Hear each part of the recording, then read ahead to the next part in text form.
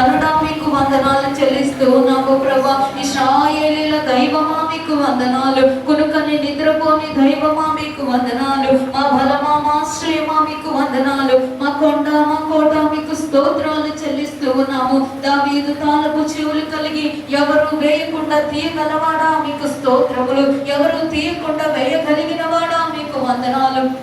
సర్వాధికారము కలిగిన దైవమా, ఎల్ షద్దాయ్ దైవమా మీకు వందనాలు, ఎలోహిం దైవముకు వందనాలు, యెహోవా ఈరే మీకు వందనాలు, యెహోవా షమ్మా మీకు వందనాలు, యెహోవా నిస్సి మీకు వందనాలు, యెహోవా రాఫా మీకు వందనాలు చెల్లిస్తూ ఉన్నాము ప్రభా. మా ధ్వజముగా, మా దుర్గముగా, మా ఆశ్రయముగా, మాతో ఉన్నవాడా మీకు వందనాలు. మేము మరచిన మమ్మలను మరవని వాడా, మేము విడిచినను మమ్మలను విడవని వాడా మీకు స్తోత్రాలు చెల్లిస్తున్నాం, స్తుతులు వందనాలు చెల్లిస్తున్నాం. నోరు తెరిచి స్తుతులను ఇద్దామా, మన స్వరములను దేవుడికి వినపడ చేయదామా. నీవు ఉన్నావు ఇక్కడ అని దేవుడికి అర్థమవునట్లుగా ఆయనకు స్తుతులు చెల్లించుటకు నీ పెరుగుదామా, నీ స్తోత్రాలను ఆయనకు తెలియపరచినట్లుగా. ప్రభా నేను నిన్ను ఆరాధిస్తున్నానయ్యా, నీ మందిరంలో నేను ఉన్నాను ప్రభా, అయ్యా నిన్ను మహిమపరుస్తున్నాను అని దేవుడికి మనం సమర్పించుకుందామా.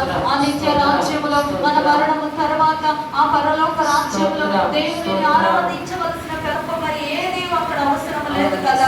భూమి మీద మనం దానిని ఆచరణలో పెట్టవలసిన మనము కదా. భూమి మీద స్తుతులు చెల్లించవలసిన ధన్యత మనకి ఇవ్వబడింది కదా. అది ఎంతైనా మన ధన్యత కదా. దేవుని ఆరాధన చేద్దామా. స్తుతుల శక్తి మూలముగా కోట గోడలు కూల్చబడతాయని ఎరిగిన వారముగా, స్తుతిస్తే సాతాను పారిపోతాడు అని ఎరిగిన వారముగా, స్తుతుల శక్తి మూలముగా దేవుడు సింహాసనం ఉన్నాడని ఎరిగిన వారముగా, మన స్థితిగతులను కాక దేవుడి శక్తి ఎదుట మనల్ని మనము తగ్గించుకుందాం. ఆయన సన్నిధిలో ఆయన హెచ్చవలసి ఉన్నది, మనము తగ్గవలసి ఉన్నది.